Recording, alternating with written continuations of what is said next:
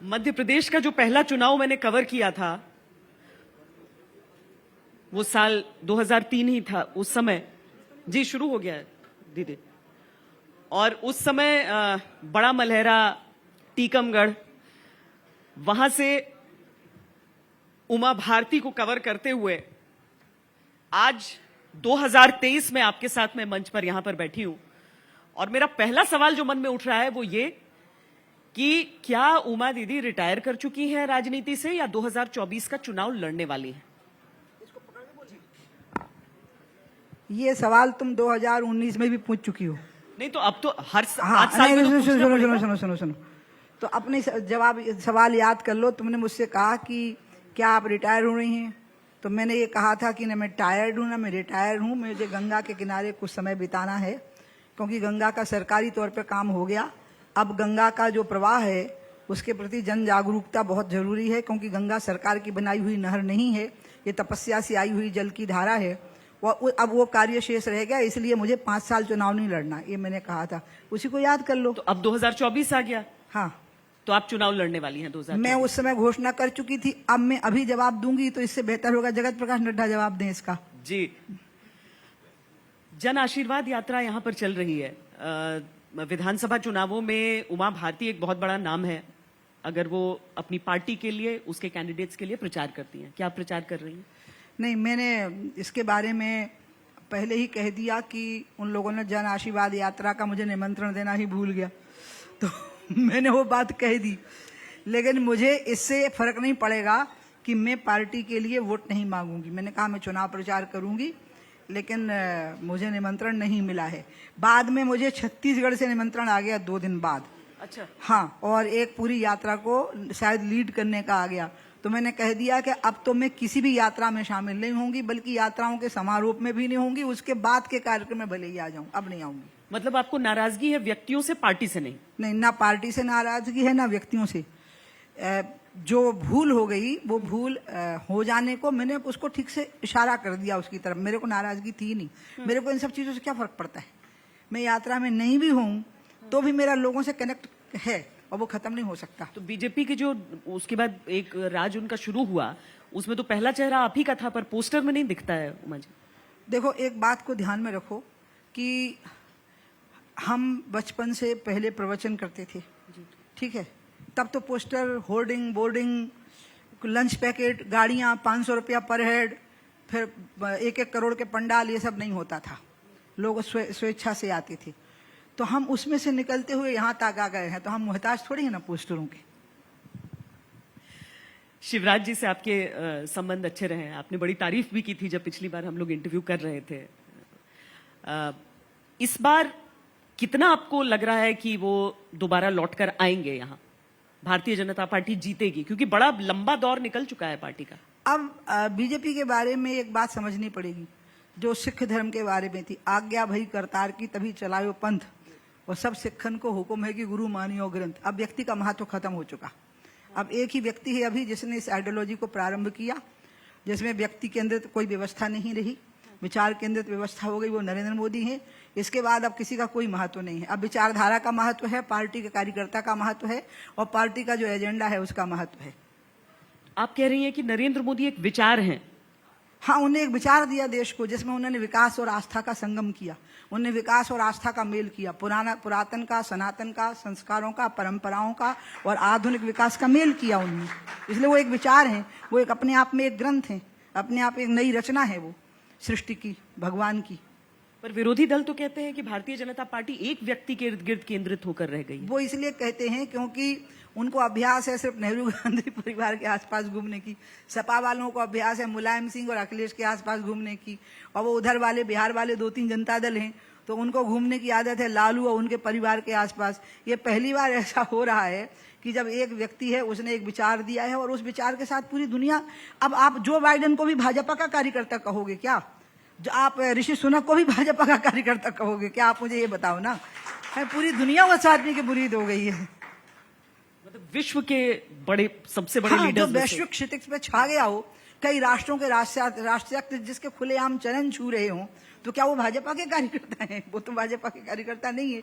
इसलिए उस व्यक्ति की महत्ता पच नहीं रही है भारत की राजनीति में। मैं तो, और आप ये मत सोचिएगा कि मैं उनकी प्रशंसा करके कुछ प्राप्त करना चाहती हूँ। वो मुझसे बहुत स्नेह रखते हैं और मेरा बहुत सम्मान करते हैं, और वो खुद ही बोले हैं ये बात।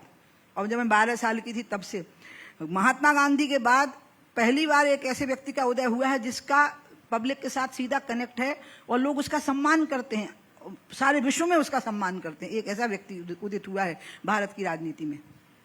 कभी कभी आप ऐसी बात करती हैं जैसे जब आपने कहा कि जन आशीर्वाद यात्रा में मुझे निमंत्रण देना भूल गए, या फिर पोस्टर की बात कि मुझे फर्क नहीं पड़ता।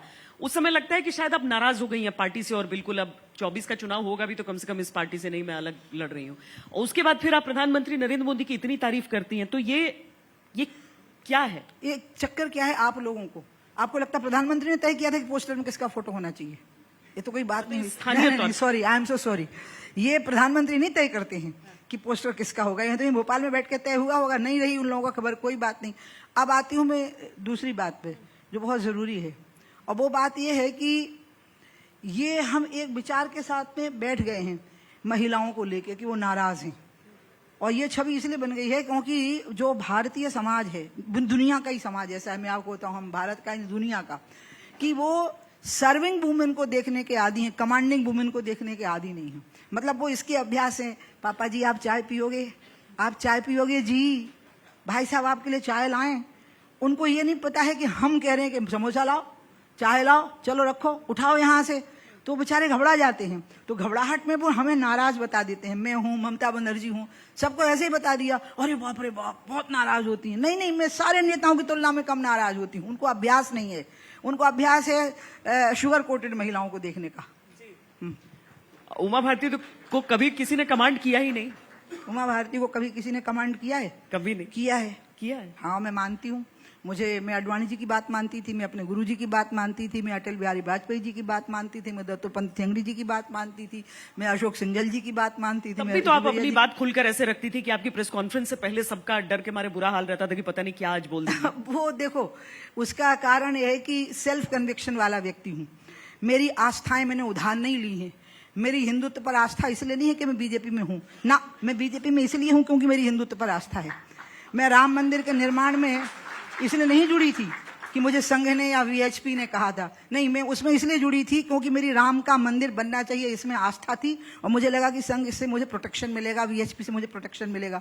तो मैं सेल्फ कन्विक्शन वाली हूँ, स्वयं उन बातों पर आस्था रखती हूँ। तो इसलिए लोगों को ऐसा लगता है कि जो सेल्फ कन्विक्शन वाला व्यक्ति होता है वो वही बोलेगा जिसमें वो आस्था रखता होगा, नहीं तो नहीं बोलेगा, फिर वो बोलेगा नहीं उस बात को। मेरी जिसमें आस्था है मैं उसी को बोलती हूँ। और मुझे, सॉरी, मैं आपका एक मिनट नहीं, I will take few seconds. मैं प्रवचन करना इसलिए छोड़ दी। मैं 6 साल की उम्र से प्रवचन करती थी, पूरी दुनिया में हुआ। आई वॉज वेरी पॉपुलर, कम से कम 60 देशों में। मैंने कोई एनजीओ, ट्रस्ट या कोई संस्था नहीं बनाई, मैं वैसे ही प्रसिद्ध थी और लोग मुझे बुलाते जा रहे थे। मुझे लगा जैसे मेरे मन, वचन और कर्म में संगत नहीं है। मैं बोलती कुछ और हूँ, कहती कुछ और हूँ, बोलती कुछ और हूँ, सोचती कुछ और हूँ, करती कुछ और हूँ। मैं कह रही क्रोध मत करो, मुझे क्रोध आ जाता है। मैं कहती हूँ लोभ मत रखो, मुझे अच्छी गाड़ियाँ अच्छी लगती हैं। मुझे लगा नहीं, ट्यूनिंग नहीं है, मन में, वचन में और कर्म में ट्यूनिंग नहीं है, तो मुझे अधिकार नहीं है प्रवक्ता होने का। I can not profess, you understand, I can not, मैं उपदेश नहीं दे सकती हूँ। उपदेश उसी को देना जो उसका पालन करे। लेकिन राजनीति में मैंने देखा मेरे मन, वचन और कर्म में संगति है बिल्कुल। मैं गरीब पे दया रखती हूँ तो वही बोलूंगी, वही करूंगी। मैं राम मंदिर में आस्था रखती हूँ तो वही बोलूंगी, वही करूंगी। मैं गंगा जी में आस्था रखती हूँ तो मैं वही बोलूंगी, वही करूंगी।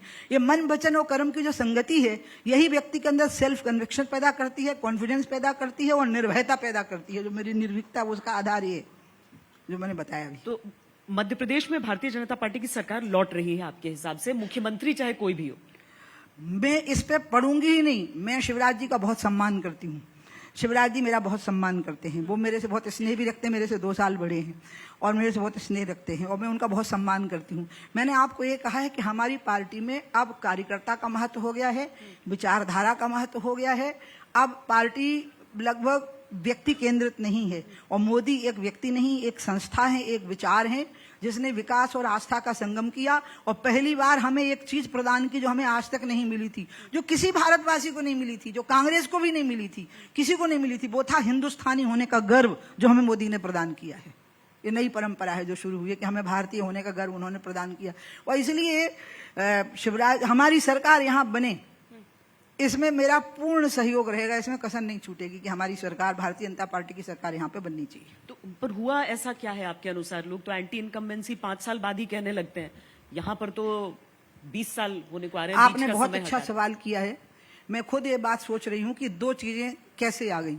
एक तो होता है असंतोष, तो असंतोष को तो टैकल कर लेते हैं।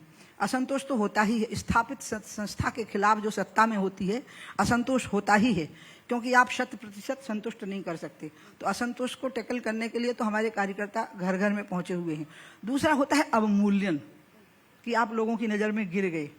तो इन 3 सालों में ऐसा क्या हो गया जो बहुत चिंता का विषय हो गया कि हमारा अवमूल्यन कैसे हो गया, कि हमारे बारे में ये परसेप्शन बन गया कि हम सरकार में आएंगे कि नहीं आएंगे, ऐसा मीडिया में कहा जाने लगा, ऐसा पब्लिक में कहा जाने लगा। ये अवमूल्यन कैसे हो गया, और इन्हीं 3.5 सालों में अवमूल्यन कैसे हो गया।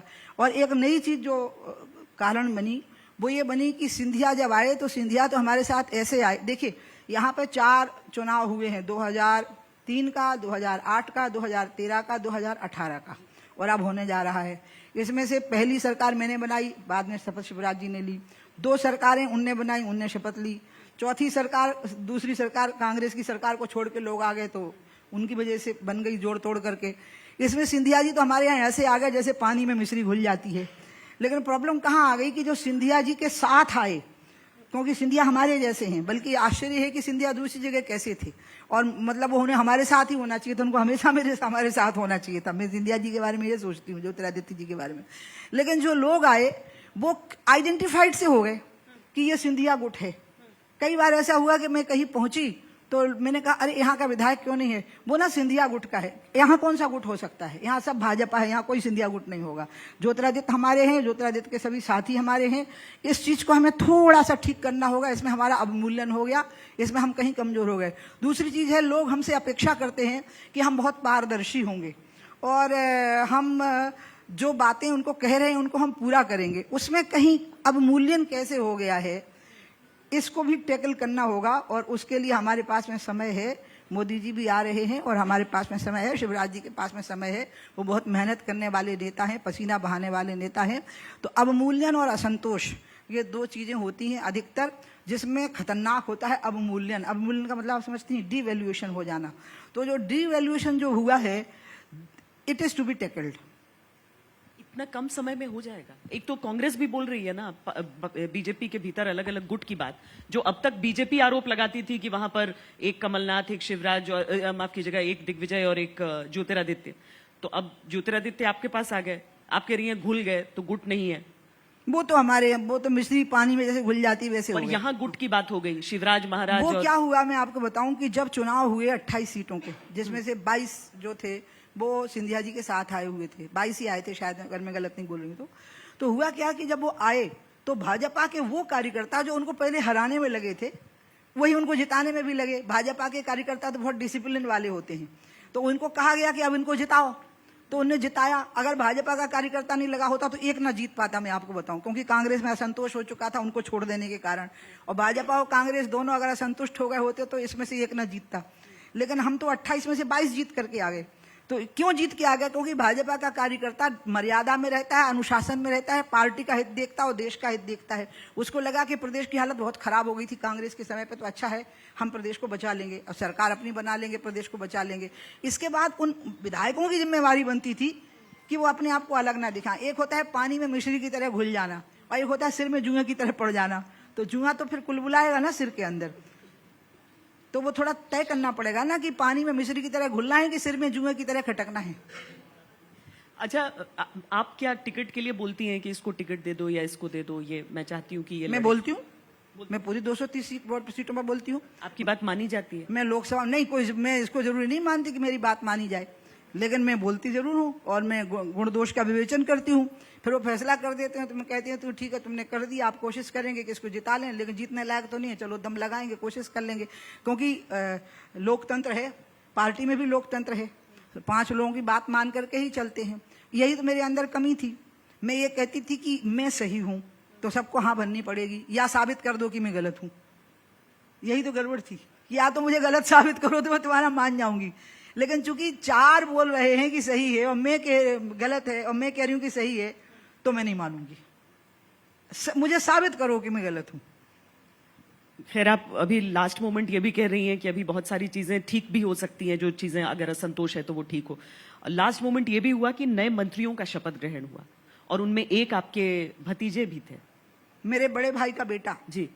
क्योंकि जब मैंने संन्यास लिया तो मेरा तर्पण हुआ है, मेरा मुंडन हुआ, मैंने अपना पिंडदान किया है। वो तो कहते हैं ना, मानते नहीं। मैं तो बहुत मना करती है, बुआ मौसी ये सब मत, चाची ताई भाभी तो नहीं बोल पाते, शादी नहीं हुई ना इसलिए। लेकिन बुआ और मौसी ये बोलते हैं, मैं बहुत मना करती हूँ कि मुझे मत बोलो। आखिरी समय का ये जो मंत्रिमंडल का विस्तार है, ये मैं बिल्कुल इसकी प्रशंसा नहीं कर रही थी। मैं तो कह रही थी कि रहने दो, लेकिन सबने मिलकर तय किया कि करना है, सो कर दिया। क्योंकि मुझे ये लग रहा था कि अब इसका कोई मतलब नहीं बचा है, क्योंकि जातीय और क्षेत्रीय संतुलन बिगड़ा हुआ था। और ये बात मैं पहली बार थोड़ा ना बोल रही हूँ आज तक को, ये बात मैं 3 साल पहले बोली हूँ, जब मंत्रिमंडल का विस्तार हुआ, जब बड़ा वाला मंत्रिमंडल बना ना सितंबर 2020 में। तब मैंने खुलेआम, लखनऊ में थी, सीबीआई कोर्ट में पेश होना था मुझे अयोध्या के लिए, तब मैंने कहा था कि आप जाति और क्षेत्र का संतुलन बिगाड़ चुके हैं इस मंत्रिमंडल में, इसको ठीक करो। और खुलेआम कहा, मीडिया में कहा मैंने, और ये बात यहाँ भी आई। अब उनने आखिरी घड़ी में ठीक किया है। अयोध्या का आपने जिक्र किया, और जनवरी तक उद्घाटन उसका मंदिर में अब आम भक्त जा सकेंगे, तो उमा भारती आम भक्त की तरह जाएंगी या निमंत्रण वहां का देना याद रहेगा? भक्त सिर्फ भक्त होता है ना, वो आम होता है ना इमली होता है, वो सिर्फ भक्त होता है भगवान का। इसीलिए, और उमा भारती निमंत्रण की मोहताज नहीं है बाबा। मैं मुलायम सिंह की गोलियों के निमंत्रण पे वहां गई थी, ये कह के माँ का दूध पिया है तो मुझे रोक के दिखा दो, और मैंने माँ का दूध पिया होगा तो मैं जाके दिखा दूंगी। इसीलिए मेरे को निमंत्रण नहीं चाहिए होता अयोध्या जाने का। आप कैसी बातें कर रही हो? उद्घाटन करने वाले जो लोग हैं वही रहें, पर्याप्त है। उनको ही निमंत्रण मिले, उन्हीं का सम्मान हो। कम से कम देश में ऐसा माहौल तो बनाया उनने। देखिए, जब सुप्रीम कोर्ट का ऑर्डर आया, पूरी दुनिया वाच कर रही थी कि तनाव पैदा हो जाएगा देश में। नहीं पैदा होने दिया हमने, हिंदू मुसलमान ने मिलकर नहीं पैदा होने दिया।